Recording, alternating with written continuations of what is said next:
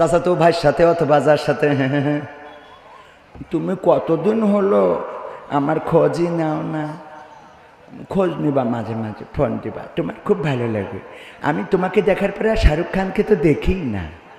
হঠাৎ করে স্বামী এসে যদি গলা ঝাড়া দেয়, আচ্ছা ভাই এসছে না ভাই, তুই এসে বলে বেড়াই যাস, হ্যাঁ তোর আরে এসছে না মাকিরাম রিস ভাই, মানে একদম স্টার জলসার সাথে সাথে বিটিভি, কথা কয় না, চ্যানেল এক মুড়াতে ঘুরাই দেয়। মানে স্বামী যেন বোঝে না ওর খুব কাছের লোকের সাথে কথা বলতেছে, যেই লোকের সাথে অন্তত সন্দেহ করা যাবে, কথা কয় না। ওগো আমার ভাইয়েরা, বুদ্ধি করে বাড়ি ছিল একটা বিড়াল, বিড়ালটার গলায় দড়ি দিয়ে নিয়ে টানতে টানতে নিয়ে চলে গেছে। নাসিরউদ্দিন হজ্জার সামনে নিয়ে বলতেছে, কতদিন ধরে বললাম বিড়ালটা ফেলে দিয়ে আসো, তুমি বিড়ালটা ফেললে না, আজকে কি ক্ষতি করিস? কি হয়েছে বেগম? এই বিড়ালটা ওই 1 কেজি গোশ সব খেয়ে ফেলেছে। সত্যি সত্যি খেয়েছে? তুমি বিশ্বাস করো না, আমার তালাকটা আমি বাড়ি চলে যায়, আমি কার সাথে সংসার করছি আল্লাহ। মানে কান্না আছে না নাই? কিছু কইলে অমনি কান্না কান্না রে। নাসিরউদ্দিন হজ্জা বুঝতে পেরেছে এখন অন্তত ঝাড়ি মারামারি না করে সংসার টিকাইতে হইলে একটু বুদ্ধি করতে হবে। বললো তাইলে বিড়ালটা প্যাকেটে ভরো। নিয়ে এসেছে জামতলায় আমার হাফিজুর রহমান দুলাভাইয়ের দোকানে, নিয়ে এসে বলছে তোমার যে মিটারটা আছে একটু এটা অন করো, ওজন দেব। ওই মিটারের পরে তুলে দেখে বিড়ালটা কাটায় কাটায় 1 কেজি। কয় কেজি? আবার বাড়ি ফেরত নিয়ে গেছে, যে বলছে বেগম সাহেবা তুমি কি সত্য বলতেছ? কয় আল্লাহ আমি সত্য বলছি না, তো মিথ্যা বলছি। আমি কার সাথে সংসার করছি এতদিন ধরে যে আমারে বিশ্বাসই করে না। নাসিরউদ্দিন হজ্জা বলতেছে না, তোমারে তো আমি বিশ্বাস করি, তুমি আমার কলিজার টুকরা, আমার প্রাণের প্রাণ, তুমি আমার জান, তুমি আমার পরাণ, আমার সোনার ময়না পাখি। আহা, তোমারে আমি বিশ্বাস করি ও আমার বেগম সাহেবা, কিন্তু আমি বিড়ালটা ওজন দিলাম জামতলায় নিয়ে যে হাফিজুর রহমানের দোকানে, ওজন দিয়ে দেখি বিড়ালটা কাটাই কাটাই 1 কেজি। এখন আমার প্রশ্ন হলো, এটা যদি সেই বিড়াল হয় তাইলে আমার গোশত কই? আর এইটা যদি গোশত হয় তাইলে আমার বিড়াল কই? এটা যদি গোশত হয় তা আমার বিড়ালটা কই? ভাইয়েরা আমার, দাদাদের দেশে মিডিয়া প্রচার করলো এই দেশে সংখ্যালঘু নির্যাতন হচ্ছে। আমেরিকায় যে অভিযোগ করল এই দেশে সংখ্যালঘু নির্যাতন হচ্ছে, এমনকি আমেরিকার কোন গোয়েন্দা প্রধান আসলো তার কাছে অভিযোগ করল যে এই দেশে সংখ্যালঘু নির্যাতন হচ্ছে। ওগো আমার ভাইয়েরা, আমরা খুঁজে খুঁজে দেখলাম সবচেয়ে বেশি নির্যাতিত, সবচেয়ে বেশি আতঙ্কিত হয়ে এই দেশ ছেড়েছেন যিনি, তিনি আর কেউ নন, তিনি হলেন এই দেশে ইসলাম প্রচার করার জন্য যেই পরিবার এসেছিল, বঙ্গবন্ধুর পরিবার। সেই পরিবারের সন্তান শেখ হাসিনা ইসলাম প্রচার করতে এসেছিল এমন আল্লাহওয়ালা। সকালবেলা উঠে আগে যাই নামাজ খুঁজে নিয়ে ফজরের নামাজ পড়ে, তারপরে কোরআন তেলাওয়াত করে দিনের শুরু করে। এই আল্লাহর ওলিরে প্রথম নির্যাতন করে এই দেশ থেকে পাঠানো হয়েছে। বলেন ঠিক না বেঠিক? এটা সংখ্যালঘু না সংখ্যাগরিষ্ঠ? মুসলমান না অন্য ধর্মের? মুসলমান না? সংখ্যাগরিষ্ঠ কি না? সংখ্যাগরিষ্ঠ। 2 নম্বর যিনি নির্যাতনের শিকার হলেন তিনি আর কেউ নন, বিশ্ব ওলি। ওরে বাবা, দাড়ি দেখলি মনে হয় মতিউর রহমান নিজামী রাহিমাহুল্লাহ, মনে হয় আবার এসেছে সালমান এফ রহমান। দরবেশ বাবা, আমির, নায়েবে আমির, জেলা আমির, থানা আমির, এই আল্লাহর ওলি পীর সাহেব, উনি নির্যাতনের শিকার এতটাই হলেন যে দাড়িটাও কেটে ফেলেন। উনি সংখ্যাগরিষ্ঠ না সংখ্যালঘু? কথা কয় না। সংখ্যাগরিষ্ঠ না সংখ্যালঘু? সংখ্যাগরিষ্ঠ। 3 নম্বর আল্লাহর ওলি যিনি, তিনি আর কেউ নন, তিনি হলেন হযরত শামীম ওসমান হাফিজাহুল্লাহ। কথা কয় না।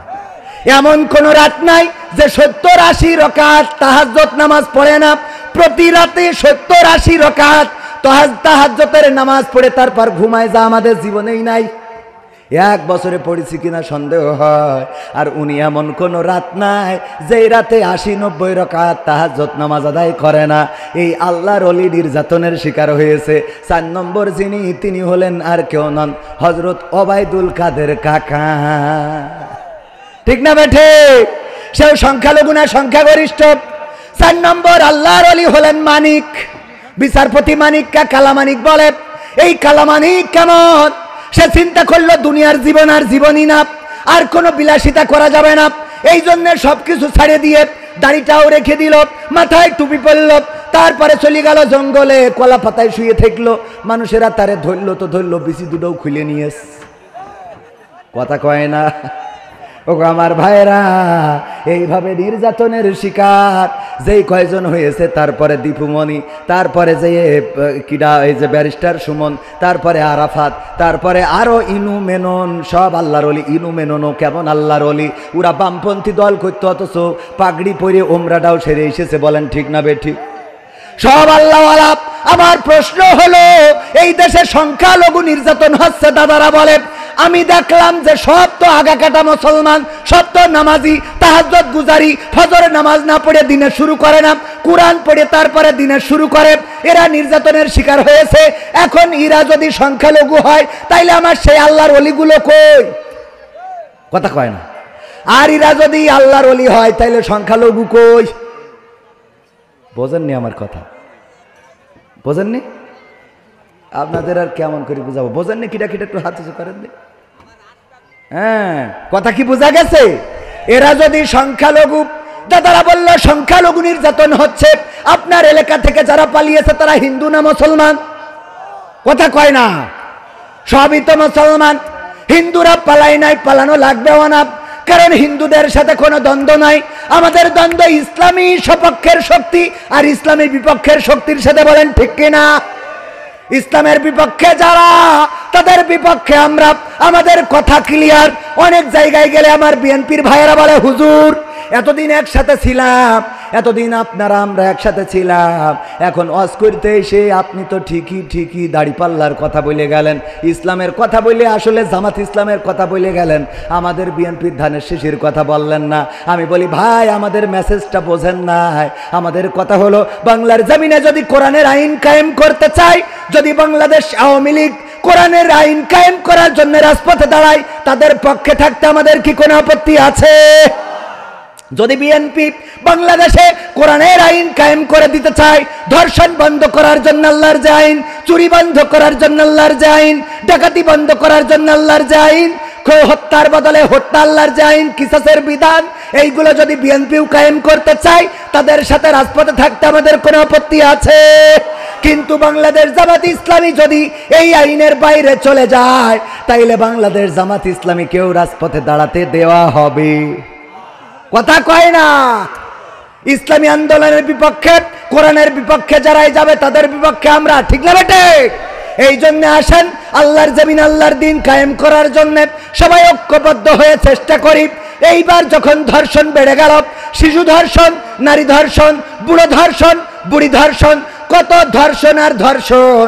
যখন সরকার, নতুন সরকার ক্ষমতা নিল, একের পর এক অপরাধ বেড়েছে না কমেছে? কথা কয় না? বেড়েছে না কমেছে? বাড়ানো হয়েছে। যে কোনো প্ল্যান পরিকল্পনা করি। আর আপনি ফোন করতেই আছেন, তার মানে কি আমার কথা বলতে অসুবিধা হচ্ছে না? আমার এমনি নেটওয়ার্ক পাই না, তারপরে যদি টাওয়ারে ডিস্টার্ব দেয় তাহলে সমস্যা না। ডানি থাকবেন, খালি সাই শুই দেবেন, কমেন ঠিক না হলেও ঠিক, হলেও ঠিক। ঠিক আছে? তাহলে যদি ভাল লাগবে আজ কথা বোঝে না। আপনি পাশে থাকবেন, দুই একজন নেতা গুতা থাকা লাগে, যে এখন এই ধরেন নির্বাচন চাচ্ছে, পিছনে একজন, ও কিন্তু চাচ্ছে না, তাও বলছে ঠিক। সব কথা তো বলা যায় না, মানে মাঝে মাঝে বুঝে নিতে হয়। ওগো আমার ভাইয়েরা, ঠিক বলার দরকার আছে না নাই? ঠিক বলে আবার বাড়ি এসে বলে যে এই কথাগুলো এখন বলা ঠিক হয় নাই, কারণ এই কথাগুলো বলার সময় আসছে, আর একটু সময় পরে বলতে হবে। ওগো আমার ভাইয়েরা, যাই হোক তাই হোক, ওদিকে আমি যাব না। আমার ভাইজান খুবই ভালো মানুষ, আল্লাহওয়ালা, এই মাহফিলের উপস্থাপনা করছেন খুবই দারুণভাবে। আমার ব্যাপারে উনি অনেক টাইটেল লাগাইছে, ধন্যবাদ। যে মানুষের কৃতজ্ঞতা পোষণ করে না, সে আল্লাহর কৃতজ্ঞতা পোষণ করে না, বলেছেন কে? কথা কয় না। যাই হোক, অপরাধ বিশ্বনবী সাল্লাল্লাহু আলাইহি ওয়াসাল্লাম বলেছেন। আর অপরাধের কথা বলি, ডক্টর ইউনূস ক্ষমতা নেওয়ার পরে একের পর এক অপরাধ বেড়েছে, মানুষ এই অপরাধগুলো দেখেছে, ফেস করেছে। চুরি বেড়ে গেল, পরিকল্পিতভাবে চুরি বাড়িয়ে দেওয়া হলো, তারপরে ডাকাতি বেড়ে গেল। আমরা গাজীপুরের মেয়র জাহাঙ্গীর পলাতক, এই পলাতক সে লিখেছে, সে বলেছে আমরা যদি ঢাকায় দিনের ঢাকায় বেড়াতে না পারি, রাতের ঢাকায় মানুষরে ঘুমাইতে দেব না। বলেন ঠিক না বেঠিক? ধর্ষণ বেড়ে গেল, চুরি ছিনতাই বেড়ে গেল। কারণটা কি? কারণ হলো আল্লামা দেলওয়ার হুসাইন সাইদি রাহিমাহুল্লাহ, উনি সুন্দর করে একটা উদাহরণ দিয়েছিলেন, আপনাদের একটু স্মরণ করিয়ে দিই। একজন কাফন চোর মারা যাওয়ার সময় সন্তানদেরকে বলল, গো আমার সন্তানেরা, আমি মারা যাওয়ার পরে তোমরা এমন কিছু করবা যাতে করে মানুষেরা আমাকে অন্তত ভালো বলে, কারণ গোটা জামতলা বাগাছড়া অঞ্চল সব জায়গায় আমারে সবাই চেনে কাফন চোর বইলে। কি চোর? কি চোর? কাফন চোর। মানসি যেন আমারে ভালো বলে, এমন কিছু ভালো কাজ করবা যেন মানসি আমারে ভালো বলে। কাফন চোরের সন্তানেরা চিন্তা করলো, আব্বা যেহেতু নসিহত করেছে, ওসিয়ত করেছে যে আব্বারে যেন ভালো বলে, তাইলে আমরা আর কাফন চুরি করা যাবে না, আমরা একটু কাফন চুরি করা ছেড়ে দিয়ে নামাজ পড়ি। নামাজ পড়া ধরলো, মসজিদে গেল, আল্লাহওয়ালা হয়ে গেল। মানসে বলে, নামাজ পড়ো যাই করো, তোমরা তো কাফন চোরের ছেলে। কথা কয় না? বলে না? বলে না? কাফন চোরের ছেলে। সন্তানেরা মিটিং ডাকলো যে আমরা এত নামাজ রোজা করি, তারপরে তো সবাই কয় কাফন চোরের ছেলে, তাইলে কি করা যায়? কয় এখন খালি নামাজ পড়লে হবে না, প্রতি ওয়াক্ত নামাজে জামতলার মিষ্টি খাওয়াবো সব মুসাল্লিদের। প্রতি ওয়াক্ত নামাজে কি খাওয়ায়? জামতলার রসগোল্লা একটা করে খাওয়ায়, নামাজ পড়ে একটা করে মিষ্টি, জামতলার মিষ্টি দিয়ে দেয়, খাই আর আঙুল চাটতে চাটতে যায়। মানুষ জিজ্ঞেস করে, আঙুল চাটো কেন? কয় ওই যে চোরের, কাফন চোরের ছেলেরা রসগোল্লা খাওয়াইছে। তাহলে রসগোল্লা খাওয়াইও কি লাইন করতে পারলো? বললো ভাই তাও তো বলে কাফন চোরের ছেলে, কি করা যায়? কয় আরো বড় প্রজেক্ট নিতে হবে। কি প্রজেক্ট? অসহায় যারা, দুস্থ যারা, যাদের গরু নাই, ছাগল নাই, টাকা নাই, ঘর নাই, বাড়ি নাই, ওদেরকে আমরা দান করব।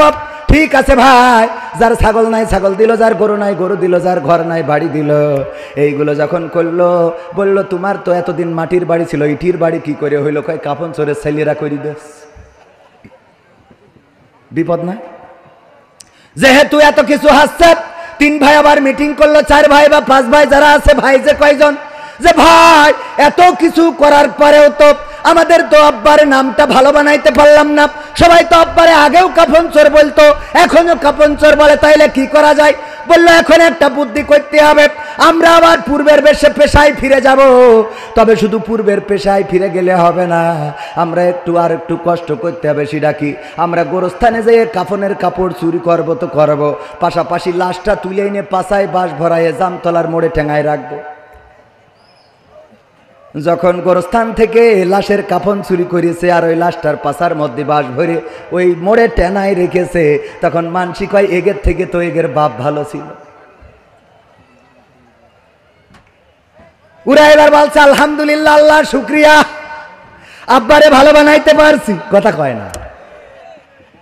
2 রাকাত নফল নামাজ, 3 ভাই 4 ভাই 5 ভাই সিদ্ধান্ত নিল আজকে শুকরানা নামাজ হবে। কারণ এতদিন পরে মানুষে বলেছে যে এদের থেকে এদের বাপ ভালো ছিল, তার মানে আব্বারে আমরা ভালো বানাইতে পেরেছি। তো এই আব্বারে ভালো বানানোর জন্য বাংলাদেশ আল্লাহর ওলিরা তারা জেনা বাড়িয়ে দিল, ধর্ষণ বাড়িয়ে দিল, চুরি ছিনতাই বাড়িয়ে দিল, যেন লোকেরা বলে আগেই তো ভালো ছিল। কথা কি বোঝা গেছে? আসুন এবার আলোচনায় আসি। ভাইয়ারা আমার, আমি পবিত্র কোরআনের সূরা আল ইমরানের 102 নম্বর আয়াত তেলাওয়াত করেছিলাম, মনে আছে না নাই? আল্লাহর নবী সাল্লাল্লাহু আলাইহি সাল্লাম এমন একটা সমাজ গড়ে দিয়ে গেলেন, এমন একটা রাষ্ট্র গড়ে দিয়ে গেলেন, রাষ্ট্রের খলিফা, দ্বিতীয় খলিফা, ইসলামের খলিফা, দ্বিতীয় খলিফা ওমর রাদিয়াল্লাহু তাআলা আনহু রাষ্ট্র ক্ষমতায়। হঠাৎ করে 2 জন যুবক, একজন কিশোর বা যুবককে ধরে নিয়ে এসেছে, এসে বলতেছে, ওগো ওমর, আপনার দরবারে এসেছি বিচার চাওয়ার জন্যে। কিসের বিচার? এই যে কিশোর বা এই যুবকটারে ধরে এনেছি, এ আমাদের পিতাকে হত্যা করেছে। ওগো ওমর রাদিয়াল্লাহু তাআলা আনহু, আপনার কাছে আমাদের পিতৃ হত্যার বিচার চাই। ওমর রাদিয়াল্লাহু তাআলা আনহু বিচারের কাঠগড়ায় তুললেন এবং বললেন, ওগো যুবক, তুমি কি ওদের বাবাকে হত্যা করেছো নাকি? নিজেই স্বীকার করলো, হ্যাঁ হত্যা করেছি। কেমন করে হত্যা করলেন? হত্যা করেছি আমার একটা উট আছে, এই উট ওনার ফসল নষ্ট করার কারণে পাথর ছুঁড়ে মেরেছে, আমার উটের চোখে লেগেছে, উটটা ছটফট ছটফট করে, এটা দেখে কষ্ট সহ্য করতে পারি নাই, আমি একটা পাথর তুলে নিয়ে ওনাদের বাবার দিকে মেরে দিয়েছি। পাথরটা অসতর্কতাবশত তার মাথায় লেগে তাদের বাবা মারা গিয়েছেন। ওমর রাদিয়াল্লাহু তাআলা আনহু বললেন, তুমি যেহেতু স্বীকার করে নিয়েছো তুমি তাদের পিতাকে হত্যা করেছো, এখন যদি এই যুবক এই দুইজন যুবক তোমাকে ক্ষমা করতে পারে, আর যদি রক্তের বদলে রক্ত নিতে চায় তাইলে তোমার জন্য কিসাসের বিধান কায়েম করা হবে।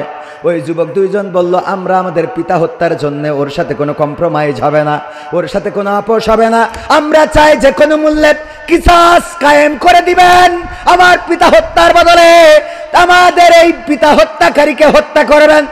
ওই যুবক বলল, আমার কোনো আপত্তি নাই, যেহেতু হত্যা করেছি আমি, শাস্তি কায়েম করতে পারেন, যে এই রাষ্ট্রের শাস্তি কায়েম আছে শাস্তি কায়েম করতে পারেন, তবে একটু দাবি, আমার একটু সুযোগ দিতে হবে, আমি একটু বাড়িতে যাব, আমার এতটা সময় দিতে হবে, যেই সময়ের মধ্যে আমি চলে আসব।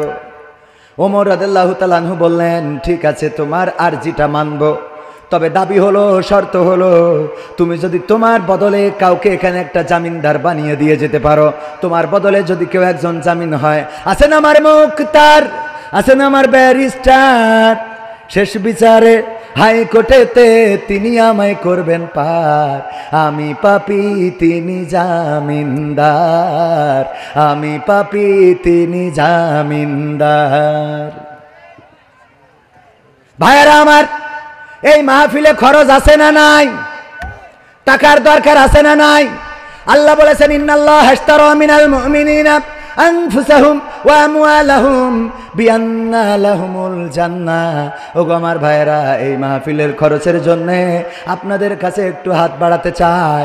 এখানে কারায় আছেন 5000 এবং মসজিদের জন্য মসজিদের জন্য মাহফিল খরচ আমি ভুল বলে ফেলেছি, মসজিদের জন্য, মসজিদের উন্নয়নের জন্য এসি লাগাইতে হবে, গরমে নামাজ পড়া যায় না। কোন আল্লাহর বান্দা আছেন এই এসি লাগানোর জন্য? কেউ যদি চান একটা এসি দান করে দিতে পারেন, আল্লাহ রাব্বুল আলামিন চাইলে আপনার কবরটা জান্নাতের বাগান বানিয়ে দিতে পারে না? পারে না?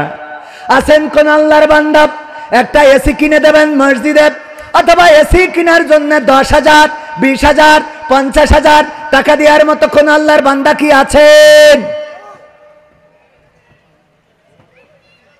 নাম বলে দোয়া করব, যুবক মানুষ আমি, আমার দোয়া কবুল হয় না তা না, কবুল হয়।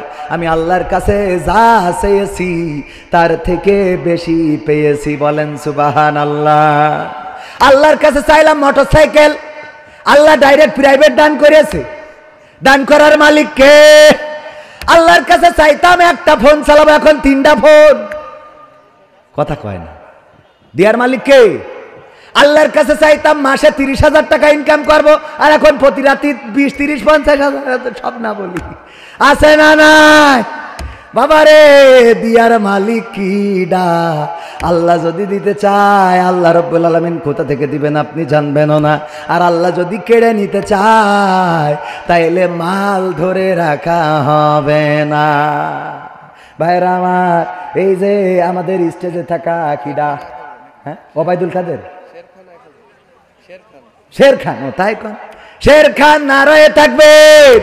শের খান ভাই, 1000 টাকা কল্যাণ দান, আল্লাহ বাড়িয়ে দাও, সম্মান নেখায়াত দিয়ে দাও, মনের স্বপ্ন পূরণ করে দাও। আল্লাহ তুমি আপনজন যারা কবরে ক্ষমা করে দাও। আল্লাহ তুমি সকলকে দিনদার ইমানদার বানাইয়া দাও। আল্লাহ তুমি পূর্ণ মুসলমান না বানায় কবরে নিও না। আর কোন আল্লাহর বান্দা আছেন 5,000, 10,000 বাকিতে নগদে দিতে পারবেন? ধান ফসল আর কয়দিন পরে কাশি লাগাবেন, ধান খেতে যাবেন, ধান কাটবেন, ধানের দামও ভালোই আছে, আল্লাহ ফলনটা বাড়িয়ে দিতে পারেন। কোন আল্লাহর বান্দা আছেন 2 মণ, 3 মণ, 5 মণ, 1 মণ ধান দিবেন? এমন কোন আল্লাহর বান্দা? খুব তাড়াতাড়ি করে দিতে হবে। আমি আমার টাইমের প্রতি সুবিচার করা লোক। আমার যখনই ঘড়ি দেখা এসে যা, হুজুর এখনই শুরু করেন, স্টার্ট দিছি না দিই নাই। মোহাম্মদ ইউসুফ আলী দাদা ও দাদি, নানা ও নানির নামে তারা মৃত্যুবরণ করেছে, পৃথিবী ছেড়ে চলে গেছে। 2,000 টাকা করেছে দান। আল্লাহ দাদা দাদির কবর মাফ করে দাও। আল্লাহ তুমি দয়া করে দাদা দাদির কবর জান্নাতের বাগান বানাও, বলেন আমিন। আল্লাহ তুমি দাদা দাদির কবর জান্নাতের বাগান বানাও। আল্লাহ নানা নানির সাথে জান্নাতে সাক্ষাতের ব্যবস্থা করে দিও। পরকালের ময়দানে হাসর নাসর তুমি সহজ করে দিও। আমল নামাটা ডান হাতে দিয়ে দিও। আল্লাহ আমাদের শওকত ভাই কাঠ ব্যবসায়ী মায়ের জন্য দোয়া চেয়ে নগদ 1000 টাকা করেছে দান। আল্লাহ বাড়িয়ে দাও, সম্মান নিয়ে খায়াত দিয়ে দাও, মনের স্বপ্ন পুরা করে দাও। দানকারীর পিতা মাতার সুখে রেখো কবরে, নূরের টুপি পরায় আল্লাহ তুলিও রোজ হাসরে। বলেন আমিন। ভাইরা আমার খুব তাড়াতাড়ি দিতে হবে। মিজানুর রহমান বেনে ঘড়ি 1000, এখানে 2000 লেখা মনে হয়েছে। 1000 টাকা আল্লাহ দানকে কবুল করে নাও, নেখায়াত দিয়ে দাও, মনের স্বপ্ন পুরা করে দাও, আপন জনদের কবুল করে নাও। ওগো আমার ভাইরা, আজকে আমি আলোচক, বিশেষ আলোচক, এই জন্য গান একটু কম শুনাইলাম, আলোচনা করলাম বেশি। কিন্তু যেদিন আলোচনা করতে চাই ওই দিন সময় ডার তেস মারা খায়। কামারুজ্জামান নগদ 1000 টাকা। নারায়ে তাকবীর। আওয়াজ হয় নাই লিল্লাহি তাকবীর? এই আওয়াজ দিয়ে ইসলাম কায়েম কি হবে? নারায়ে তাকবীর। আমার কামারুজ্জামান ভাই নগদ 1000 টাকা দান করেছেন। আল্লাহ দানকে কবুল করে নাও। তোমার ঘরের জন্য দান করলো। বিশ্ব নবী হযরত মুহাম্মদ সাল্লাল্লাহু আলাইহি সাল্লাম বলেছেন, যদি কেউ মসজিদ বানিয়ে যায়, যদি কেউ মসজিদ করে যায়, যেমন মসজিদ সে দুনিয়ার পরে রেখে যাবে, আল্লাহ রাব্বুল আলামিন তেমন একটি ঘর তার জান্নাতে বরাদ্দ দিয়ে দেবেন। বলেন সুবহানাল্লাহ। খলিলুল্লাহ 2000 টাকা। হাবিবুল্লাহ 2000 টাকা। আল্লাহ বঙ্গবন্ধুর 2 কান নোট দান করলো। কবুল করে নাও, নেখায়াত দান করে দাও। উনার মাপ যেমন সন্তান তেমন তার মাপ, যেমন মাপ তেমন তার সন্তান। আমার হাবিবুল্লাহ ভাই আল্লাহর হাবিব। কার হাবিব? হাবিব মানে কি বন্ধু? কাইফা হালুকা ইয়া হাবিবি। হ্যাঁ, ওই যে মেঘনা, মেঘনা না মেঘলা, মেঘলা না মেঘনা প্রেম করেছে বাংলাদেশের সাথে না সৌদি আরবের দূতির সাথে রে। ইয়া হাবিবি হাবিবি হাবিবির সাথে। কার সাথে? দেখেছেন না দেখেন নাই? অ্যারেস্ট হয়েছে, 5 দিনের রিমান্ড আমাদের আসিফ নজরুল। ওরে বাবা, উপদেষ্টা এইটাও নাকি শুনেছি আমার দাদাদের মাল। কথা কয় না? কাদের মাল? দাদাদের মাল। উনার আবার শাশুড়ি আছে হুমায়ুন আহমেদের বউ। আল্লামা সাইদি ইন্তেকাল করে নাই শহীদ হওয়ার পরে। এই হুমায়ুন আহমেদের শাশুড়ি, হুমায়ুন আহমেদের বউ আসিফ নজরুলের শাশুড়ি স্ট্যাটাস লিখেছিল, কারো মৃত্যুতে যে খুশি হওয়া যায়, আনন্দ অনুভব করা যায়, এই লোকটির মৃত্যু না হইলে বুঝতাম না। এই আসিফ নজরুলের শাশুড়ি হইল সেই শাওন। সেই শাওন টিকে আছে শুধুমাত্র এই উপদেষ্টার কারণে। যারা বৈষম্য বিরোধী তারাই বৈষম্য করে না, করে না। আল্লামা সাইদি মারা গেল, তোর শাশুড়ি বলল যে আনন্দ করতেছি। এইরাম শাশুড়ি তো বাংলাদেশে কেন, ভারতেও তো জায়গা দেওয়া উচিত না। কথা কয় না? উপদেষ্টারা বাঁচাতে চায়। উপদেষ্টাদের মধ্যে দাদাদের গোলাম আছে না নাই? এই উপদেষ্টাদের বিরুদ্ধে হয়তো আন্দোলনে নামা লাগতে পারে। আজ হোক কাল হোক সোচ্চার থাকবেন। প্রয়োজন হলে উপদেষ্টাদের বিরুদ্ধেও আমরা রাজপথে নামবো। তারপরে কিডাকি করে হাফিজুর রহমান দেউলিয়া হয়ে গেছে। ও দেউলি দক্ষিণ, তাই তো, তা দেউলিয়া হলেও টাকা দিত কানতে।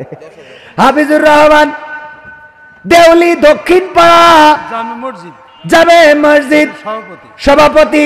নারায়ে তাকবীর। একটু জোরে হবে লিল্লাহি তাকবীর। বাবার নামে দোয়া আছে। নগদ 10,000 টাকা। কয় হাজার? 10,000 টাকা করলো দান। আল্লাহ বাড়িয়ে দাও সম্মান, বাবার কবরটারে জান্নাতের বাগান বানাও। আল্লাহ তুমি দয়া করে পরকালে জান্নাতে দেখা সাক্ষাৎ করে দিও। আমল নামাটা ডান হাতে দিয়ে দিও। আল্লাহ সভাপতি মানুষ, মনটা বড় রেখেছো, আমৃত্যুকাল হৃদয়টারে তুমি এমনি বড় রেখে দিও। বলে না আমি মাস্টার সাইদুর রহমান স্যার। স্যারও আবার মাস্টারও। 1000 টাকা 2 কান নোট দান করে, 500 টাকা 2 কান নোট দান করেছে। আল্লাহ দানকে কবুল করো, নেখায়াত দাও, মনের স্বপ্ন পুরা করো। আল্লাহ চাকরিতে প্রমোশন দিয়ে দাও। আল্লাহ তুমি স্ত্রী সন্তানদেরকে কবুল করে নাও। আল্লাহ তারপরে কি বলবো, কত কথা মনে পড়ে রে। কিন্তু কি আব্দুল সাত্তার কি করি, আবার দুবার দেবে কেনটা, একবার দেবে 500 টাকা ফেরত দেবে। ও তাহলে না নিয়ে পারা যায়, দুবার দেবে কেন, একবার দিলে। যাই হোক, দিয়েছে অসুবিধা নেই। আগে দিল 1000, আবার দিয়েছে 500। আবার আব্দুল সাত্তার ভাই, আল্লাহ তোমার গোলাপ, তোমার আব্দ তুমি কবুল করে নাও, দিনদার ইমানদার বানিয়ে দাও, নেক হায়াত দান করে দাও। আল্লাহ যেই নিয়তে দান করেছে নিয়তটা পূর্ণ করে দাও। আল্লাহ স্ত্রী সন্তানদেরকে কবুল করে নাও। আমার মা বোনদের মধ্যে কেউ দেয় না কেন? নুরুল ইসলাম হেডমাস্টার, নারায়ে তাকবীর, লিল্লাহি তাকবীর। কয় হাজার, এই যে 2 কান বঙ্গবন্ধুর ক্যাডকারি নোট, আল্লাহ দানকে কবুল করো, মনের নেক মাকসাদ পুরা করো। 2000 টাকা করলো দান, বাড়িয়ে দাও সম্মান। আল্লাহ পরকালের জীবনটা সহজ করে দিও। আল্লাহ আপনজন যারা কবরে ক্ষমা করে দিও। ওগো আল্লাহ তুমি পুলসিরাতটা সহজ করে দিও। আল্লাহ তুমি জান্নাতের ফল ভক্ষণের তৌফিক দান করে দিও। আল্লাহ হাউজে কাউসারের পানি দান করে দিও, বলে না আমি। অনেকেই বলে দিয়ে ধন বোঝে মন, কেড়ে নিতে কতক্ষণ, আর আমি বলি নিয়ে ধন বোঝে মন, ফেরত দিতে কতক্ষণ। কথা কয় না, আমরা খালি নেগেটিভ বলি, বুতনকে। ও দুলা ভাই, আপনার নাম বলছি না তো, 2000 দিচ্ছেন কে? হ্যাঁ, টাকা কম দেবে তাই বলছে, আমার নাম বলিও না। কামো করে যায় খুঁজে 3000 টাকা বের করেন আপনি। আল্লাহ দে গদ, আমার নাম বলিও না। 2000 হয় জীবনে, হয় মান সম্মান আমারই চলে যাচ্ছে, আমার দুলেও হয় না। দুলেও ভাই, কি ভাই না, 3000 না দিলে মানছি, তাই 3000 দেয় না। আজগার ভাই, না রয়ে থাকবে, বাকি দিচ্ছে কেন? না আরো 3000 দেবে। কি আমার আজগার ভাই, বাকি 1000 টাকা পশ্চিম পাড়া দোয়া চেয়ে করলো দান, আল্লাহ বাড়িয়ে দাও সম্মান, নেখায়া দিয়ে দাও, মনের স্বপ্ন পুরা করে দাও। আমার দুলা ভাই হাফিজুর রহমান জামতলায় দোকান আছে না নাই? আমার মা বোনেরা স্টেশনের দোকান, আমি যে অ্যাড করে দিচ্ছি, এর দিত তো আরো 3000 টাকা। এক বোন নাম প্রকাশে অনেক একটা এসি, ও বোনেরটা হবে না, আপনি আপনারটা বেটে এই দুলা ভাইয়ের নামে আর 2000 বাকি লেখেন। আর একজন এসি দিয়ে মিলে উনি ফাঁক মারে, এত সোজা পাইনি। না রয়ে থাকবে আমার দুলো ভাই, মানে আঞ্চলিকতায় বলি তো মাঝে মাঝে। আমার স্যার অবশ্যই নিষেধ করেন যে স্টেজে নাটকের কথা বলার দরকার নেই। আমি চেষ্টা করি যে ওইভাবে আগের মতো না বলার, কিন্তু অনেকেই আছে আমার কাছে ওইগুলো আবার শোনার জন্য আসে, এরকম আছে না নাই? আমি খুব জ্বালাই পড়ে যাই যে আমি শ্যাম রাখবো না কুল রাখবো। আমার দুলা ভাই কয় হাজার? 5000। না রয়ে থাকবে আমার দুলা ভাই হাফিজুর রহমান দুলা ভাই। লাইব্রেরি আছে, স্টেশনারির দোকান, কসমেটিক্সের দোকান। আমার মা বোনেরা লিপস্টিক, লাগু, কালতা, বাইলা, শাইলা যা লাগে এই দোকানে যাবেন। 3000 টাকায় এত বড় অ্যাড পাওয়া যায় না, বলেন ঠিক কিনা? আমরা 5000 টাকা পাইলাম, আল্লাহ দানকে কবুল করো, নেক হায়াত দিয়ে দাও। এসি দিয়েছে একজন বোন, নাম প্রকাশে অনিচ্ছুক, একটু কি তাকবীর দেয়া যাবে? নারায়ে তাকবীর। খানেছা রাদিয়াল্লাহু তাআলা আনহা 4 জন সন্তানদেরকে ডাকলেন। কয়টা সন্তান? 4টা ছেলে সন্তান। কি সন্তান? কথা কয় না। 4টা ছেলে সন্তান।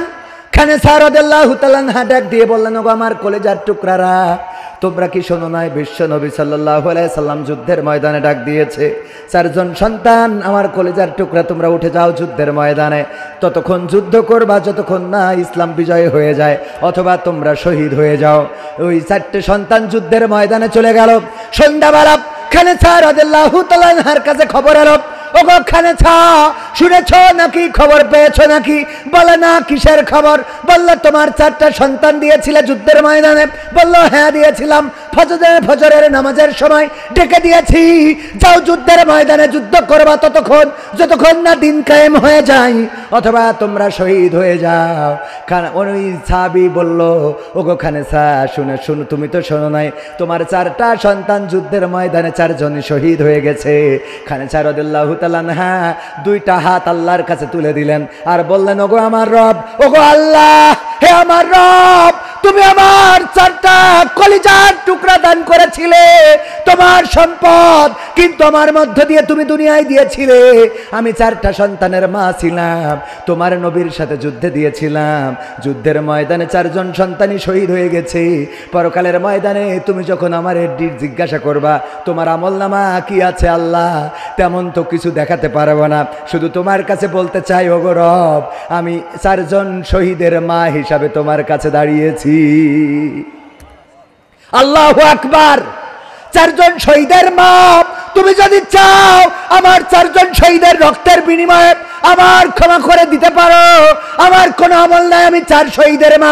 আমাদের একজন বোন সেই খানেসা রাদিয়াল্লাহু তাআলা আনহার মতো, আহারে, যখন পুরুষেরা 10 হিসাবে নিজেদেরকে প্রতিষ্ঠিত করার চেষ্টা করেছেন, আল্লাহ তুমি দয়া করে আমার দুলাভাইয়ের পিতামাতার কবরটারে জান্নাতের বাগান বানিয়ে দাও, বলেন আমিন। আমাদের বোনকেও কবুল করে নাও। মোহাম্মদ কিরা সাজেল ভাই 2 মণ ধান পিতার জন্য দোয়া চেয়েছে, আল্লাহ ধানে বরকত দিয়ে দাও, আল্লাহ মালে বরকত দিয়ে দাও, তুমি এমন সম্পদ দান করো যেই সম্পদটা তার থেকে বেশি। 1000 টাকা কিডা মাস্টার মুজাম্মেল হক, 1000 টাকা মাদ্রাসার শিক্ষক দান করেছেন, আল্লাহ দানকে কবুল করো, নেক হায়াত দাও, মনের স্বপ্ন পুরা করো, আল্লাহ যে করলো দান বাড়িয়ে দাও, সম্মান দিয়ে ধন বোঝে মন কেড়ে নিতে কতক্ষণ, এই কথা না বলে আমরা বলতে পারি নিয়ে ধন বোঝে মন ফেরত দিতে কতক্ষণ। আপনার থেকে নিবে আবার আল্লাহ আপনাকে আবার ফেরত দিয়ে দেবে, এই ক্ষমতা আল্লাহর আছে না নাই? আল্লাহ যখন নেয় নিতেই থাকে, নিতেই থাকে, নিতেই থাকে, আর যখন দেয় দিতে থাকে, দিতে থাকে, দিতে থাকে, এত দেওয়া দেয় যে পাত্র খুঁজে পাওয়া যায় না রাখা। এই জন্যই দেখবেন খাটের নিচেও সয়াবিন তেলের বোতল পাওয়া যায় না, যায় না?